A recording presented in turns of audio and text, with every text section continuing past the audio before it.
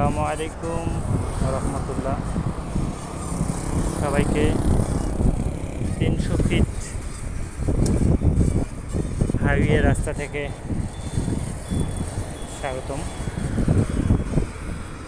এই মুহূর্তে 11টা বাজে সকাল। তো একটু নিরিবিলি, এখানে একটু গাড়ি ঘোড়াও তুলনামূলক কম।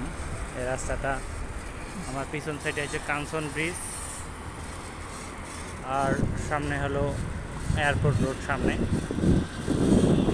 আর বড় রাস্তাটা দেখা যাচ্ছে, এটা হলো এক্সপ্রেসওয়ে, যেটা আবদুল্লাপুর হয়ে যাত্রাবাড়ি কুতুবখালি নামের যে জায়গাটা, সেখানে চলে যাবে।